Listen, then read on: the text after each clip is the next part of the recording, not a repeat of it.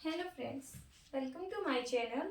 हम समझेंगे जो क्लास 12th का सीबीएसई का अकाउंटेंसी का एग्ज़ाम हुआ है 24 फ़रवरी को 2026 में। उसका पार्ट बी समझेंगे जो है फाइनेंशियल स्टेटमेंट वाला। तो उसमें पहला क्वेश्चन है हमारा एमसीक्यू। क्या बोल रखा है? From the following information obtain from the books of account of Anand limited हमें क्या निकालना है? क्विक रेशियो निकालना है। तो क्विक रेशियो क्या होता है? क्विक एसेट्स अपॉन में करंट लायबिलिटीज। तो यहाँ पे आपको क्या दे रखा है? टोटल करंट एसेट्स दे रखी हैं जो कि हैं 2 lakhs। आपको स्टॉक दे रखा है जो जिसको हम इन्वेंटरी भी बोल देते हैं, जो कितना दे रखा है? 20,000। एंड प्रीपेड एक्सपेंसेस दे रखे हैं आपको 10,000 के। और आपको रेशियो निकालना है। देखो, सबसे पहले हमारे पास टोटल करंट असेट्स है, उससे हम इन्वेंटरी और प्रीपेड को लेस करेंगे, माइनस करेंगे, तो हमारे पास क्विक असेट्स आ जाएंगे। तो 2 lakhs में से 30 जाएगा तो ये आ जाएगा 170। और जो करंट लायबिलिटीज हैं डिनोमिनेटर में, वो भी हमें क्या दे रखी है? 170। तो जब 170 आप यहाँ पुट ऑन करोगे एंड 170 से ही डिवाइड करोगे तो आपका आंसर आ जाएगा 1:1। तो जो हमारा सेट मैं करवा रही हूँ आपको फर्स्ट, तो उसके अकॉर्डिंग हमारा जो आंसर होता है वो आता है बी। नेक्स्ट क्वेश्चन दे रखा है analysis of financial statement useful है, सिग्निफिकेंट है अलग अलग यूजर्स के लिए।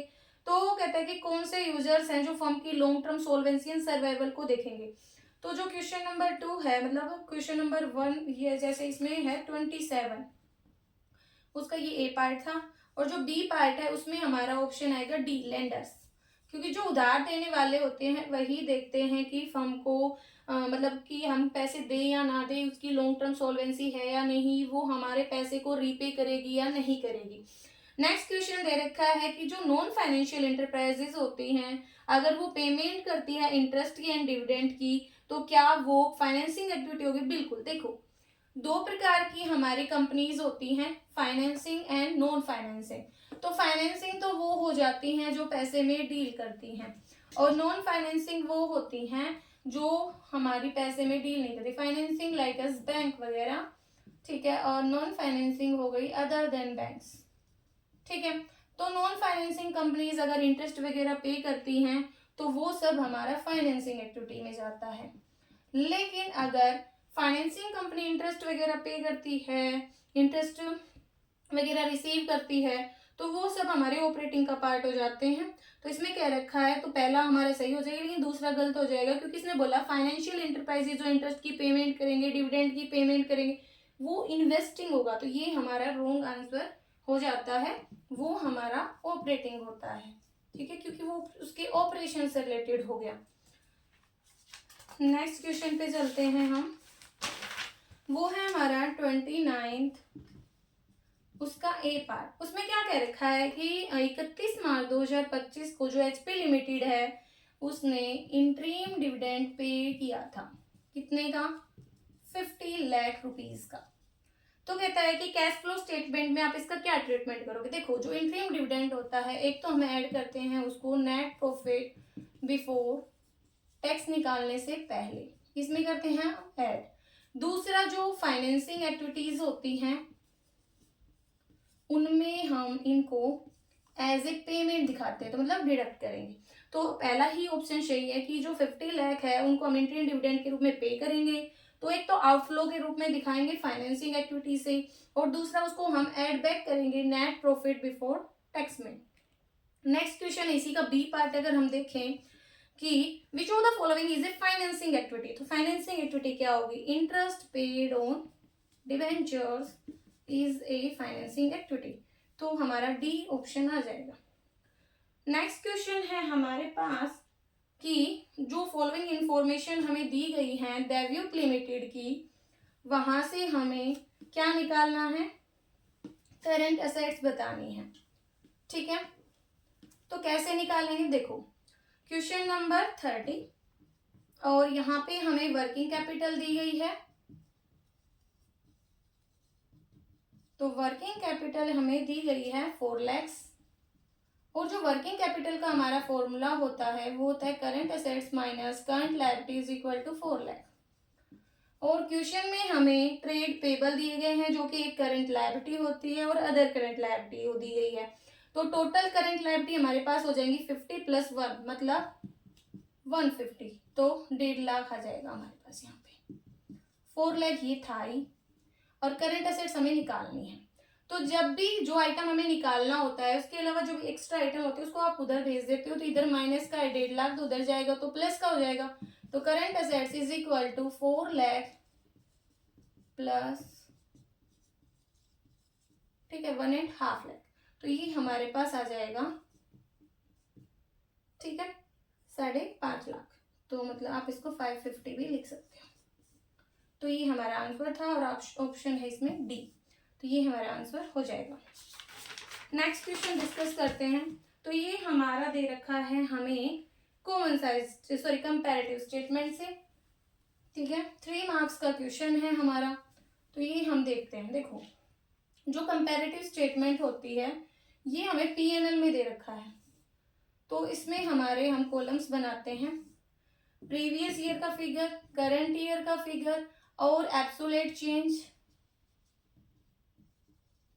और इसमें हम दिखाते हैं परसेंटेज चेंज, ठीक है, और इधर आप दिखाते हो पर्टिकुलर्स। तो यहाँ पे हमें क्या दे रखा है, रिवेन्यू दे रखा है सबसे पहले, तो हमने रिवेन्यू फ्रॉम ऑपरेशन लिखा है। तो 2024 हमारा प्रीवियस ईयर है और 25 हमारा करंट ईयर है, अपोजिट लिख रखा है। तो 32 लाख, 40 लाख और इनका डिफरेंस आ गया 8 लाख। ये कैसे निकालेंगे, 8 lakh divide by 32 lakh multiply में 100, यही करते हैं। ठीक है, नेक्स्ट है हमारे पास एक्सपेंसेस। तो ये हमारे पास टोटल हो गई सेल्स रेवेन्यू इनकम ही है हमारी। अब इसमें से हमें घटाने हैं एक्सपेंसेस। तो एक्सपेंसेस है हमारे पास एम्प्लॉय वाले और दूसरे हैं अदर। तो ये आ जाएंगे हमारे पास 16 लाख, फिर 20 लाख, 4 लाख डिफरेंस आ गया। नेक्स्ट है 4 लाख, 2 लाख, 2 लाख डिफरेंस आ गया, ठीक है। ओके, नेक्स्ट इसमें हमें दे रखा है वही, इसमें 4 lakh divide by 16 lakh multiply by 100, 2 lakh divide by 4 lakh multiply by 100, ठीक है। और टोटल एक्सपेंसेस कितने हो जाएंगे हमारे 16 और 2 20, और यहाँ पे हमारे पास हो जाएगा 22। ये तो आप निकाल ही लोगे 6 एंड फिर निकालना है। तो अब देखो ये टोटल एक्सपेंस है, इसको आप सेकंड पार्ट मान सकते हो। फर्स्ट में से सेकंड को आप लेस करोगे तो प्रॉफिट बचेगा आपका बिफोर टैक्स। तो वो कितना आएगा हमारे पास, 32 से 20 जाएगा तो 12 लाख, ये आएगा 18 लाख, ठीक है। और यहाँ पे डिफरेंस तो वही 6, तो कितना आ जाएगा हमारे पास, वो हम निकाल लेंगे और आगे इसको सोल्व कर देंगे। नेक्स्ट देखो मेन ट्रीटमेंट की टैक्स रेट दे रखी है आपको, कितनी दे रखी है, ये 6 को हम इसमें से घटाएंगे तो 2 आता है वैसे, तो कितनी दे रखी है, ये हमें दे रखी है 50%। तो वो 50% हमारा जो इधर नेट प्रॉफिट बिफोर टैक्स बचता है इस पे निकाली जाती है। तो ये आ जाएगा 6 लाख, ये 9 लाख, और फिर वही है डिफरेंस निकालना है और देन परसेंटेज में कन्वर्ट करना है। आई थिंक आप अब इसको कर सकते हो। नेक्स्ट क्वेश्चन है हमारा 32 का, हम उसको डिस्कस करते हैं। देखिए क्या बता रखा है। तो 32 में हमें बोल रखा है कि आपको ना बैलेंस शीट में सब हेड और हेड बताने हैं। तो पहला है डिमांड डिपॉजिट विद बैंक। तो बैंक के साथ आपने जो भी डिपॉजिट्स की हैं वो आपकी क्या होगी, करंट एसेट्स होगी, क्योंकि डिमांड डिपॉजिट्स हैं। तो करंट अकाउंट में होगी कि भाई आप जब भी चाहो बैंक में जाकर के मांग सकते हो, लाइक सेविंग अकाउंट, आपका मन करे आप तब भी बैंक में वो डिमांड कर सकते हो, तो ये करंट एसेट्स में आएंगी। दूसरा है लॉन्ग टर्म लोन। तो जैसा कि नाम से ही क्लियर है, लॉन्ग टर्म लोन आता है लॉन्ग टर्म बोरोइंग्स में, ठीक है, और वो भी मेन हेड हो जाता है इसका नॉन करंट लायबिलिटीज। नेक्स्ट है लाइफ स्टॉक। लाइफ स्टॉक मतलब होते हैं कि जैसे जो भी पशु वगैरह हैं, वो आप देखते हैं जो डेयरी वगैरह का काम करते हैं, क्या आज उन्होंने किसी भी पशु को खरीदा क्या उसी दिन सेल कर देते, नहीं, उससे वो अपना बिजनेस करते हैं, लंबे समय तक चलाते हैं, ठीक है। तो जो लाइफ स्टॉक है वो हमारा आ जाएगा फिक्स्ड एसेट्स में, प्रॉपर्टी प्लांट एंड इक्विपमेंट वाले में। नेक्स्ट क्वेश्चन है 33 का, ये हमारा 32 था। 33 में बोल रखा है नेट एसेट्स टर्नओवर रेशियो दे रखा है 2 टाइम्स।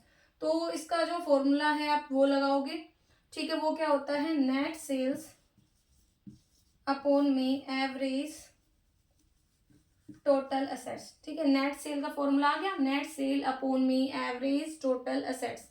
तो इसने ये रेशियो दिया हमें 2 टाइम्स, और ये बोला कि अगर पहला केस कैश सेल होती है 3 लाख की तो क्या होगा, कैश सेल होगी तो मतलब सेल्स बढ़ी, और इधर देखो कोई इंक्रीमेंट नहीं आएगा सेट्स में क्योंकि कैश आ भी रहा है और गुड्स जा भी रहे हैं, तो ये तो उतना ही रहेगा। तो क्या होगा, नेट सेल, तो पहला जो हमारा केस है उसमें जो हमारा रेशियो है वो इंप्रूव होगा। नेक्स्ट आपने इक्विटी शेयर इशू किए तो नेट सेल पे तो कोई इम्पैक्ट नहीं आने वाला, लेकिन जब इक्विटी शेयर इशू करोगे तो कैश आएगा तो असेट्स बढ़ जाएगी, तो इसका मतलब रेशियो डिक्रीज होगा क्योंकि डिनोमिनेटर बढ़ रहा है, तो नेक्स्ट केस में डिक्रीज होगा, ठीक है। नेक्स्ट है डिबेंचर इशू किए तो इसमें भी डिक्रीज ही होगा। और उससे नेक्स्ट जो है फोर्थ कि क्रेडिट पे परचेज किए हैं गुड्स, तो आप उससे क्या होगा, गुड्स आपके आएंगे, ठीक है, और उतने से ही आपकी लायबिलिटीज भी बढ़ेगी, तो उससे हमें कोई मतलब नहीं है, लेकिन वही बात है, इससे हमारी जो भी ये है इस पे कोई इम्पैक्ट नहीं आने वाला है। नेक्स्ट रेशियो का ही क्वेश्चन, उसको डिस्कस करते हैं। अगर कोई कंफ्यूजन रह जाती है तो you can comment me, okay. Next दे रखा है कि आपको 2 रेशियो निकालने हैं, ठीक है। एक निकालना है प्रोप्राइटरी रेशियो और दूसरा निकालना है आपको डेब्ट टू इक्विटी रेशियो। तो दोनों का फॉर्मूला आपको पहले तो सबसे पहले याद होना चाहिए। अगर एग्जाम में आप ओनली फॉर्मूला भी लिख के आते तो मार्क्स मिल जाते हैं। तो यहाँ पे आ जाएगा इक्विटी अपॉन में टोटल एसेट्स, और यहाँ पे जैसा कि नाम है पहले डेब्ट फिर नीचे इक्विटी। अब क्वेश्चन में हमें क्या दे रखा है, equity shares, preference share, reserve and surplus, इन तीनों को जब हम ऐड ऑन करेंगे तो हमारे पास क्या आ जाएगी, इक्विटी। तो 3 लाख 1 लाख 1 लाख ऐड ऑन करेंगे तो 5 लाख की इक्विटी आ गई, ठीक है। नेक्स्ट है हमारे पास plant and machinery, non current investment and current assets, इन सभी को जोड़ेंगे तो टोटल एसेट्स आ जाएंगी। तो टोटल एसेट्स हमारे पास आ गई 650, मतलब 6.5 लाख। नेक्स्ट है लॉन्ग टर्म बोरोइंग्स को हम डेब्ट मानेंगे, जो हमारे पास है 150, मतलब 1.5 लाख, ठीक है। अब हम इनको सोल्व कर लेंगे, हमारे पास हमारा आंसर आ जाएगा। नेक्स्ट जो क्वेश्चन था वो था हमारा कैश फ्लो, उसको हमने एक अलग से वीडियो में समझा है, इसमें भी मैं उसका क्लिप ऐड कर दूंगी, ठीक है। Thank you, you can comment me if you have any confusion.